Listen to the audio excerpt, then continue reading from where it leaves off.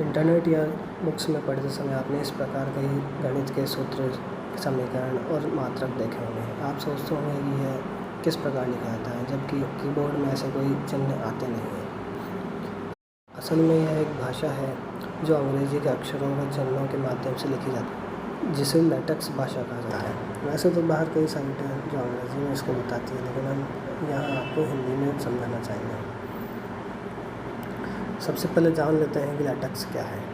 Latex असल में एक मैक्रो भाषा है जिसके ज़रिए आप कोई भी समीकरण जिसका प्रयोग गणित और विज्ञान में होता है उसको लिख सकते हैं। यह एक डॉक्यूमेंट को प्रोसेस करने की भाषा है। इसको विस्तार से समझने के लिए आप लेटेक्स प्रोजेक्ट में सब पढ़ सकते हैं। इसके लिए हम डिस्क्रिप्शन में एक लिंक दे रहे हैं। क्वोरा असल में लेटेक्स लाइट की सुविधा देता है, जिसमें हम कुछ लिमिटेड सूत्र, समीकरण आदि ही लिख सकते हैं।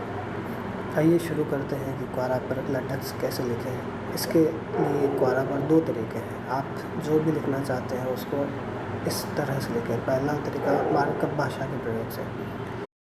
क्या आपको पता है कि इंटरनेट पर बहुत से वेबसाइट असल में मार्कअप की भाषा से बनते हैं, जिसको HTML कहते हैं। ठीक उसी तरह से लेटेक्स में भी मार्कअप भाषा का प्रयोग करते हैं। आप जो कुछ भी कोष्टक मैथ और मैथ के बीच लिखेंगे वह क्वोरा के लेटेक्स इंटरप्रेटर के द्वारा प्रोसेस होगा।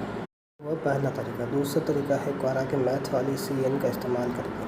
अगर आप क्वोरा ऐप में 3 बिंदु वाले चिन्ह को क्लिक करेंगे तो आप उसमें एक सिग्मा वाला चिन्ह मिलेगा, जैसा कि हमने दिखाया है। आप अपने समीकरण का वह भाग जो लेटेक्स भाषा में लिखना चाहते हैं उसको पहले पूरा सेलेक्ट कीजिए, फिर सिग्मा वाला चिन्ह क्लिक करें। चलिए हम कुछ उदाहरण देकर समझते हैं।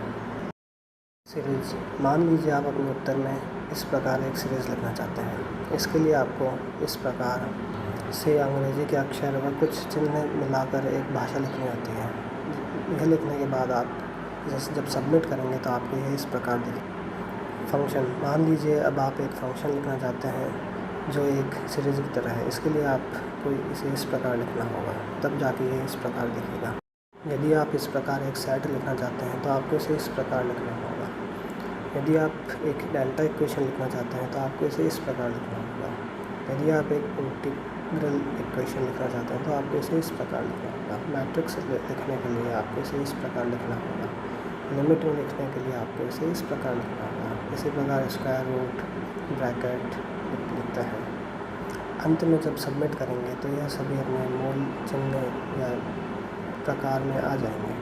हमने इसका मूल आपको समझा दिया है। बाकी लेटेक्स आपको सीखना ही होगा, जो इतना मुश्किल नहीं है।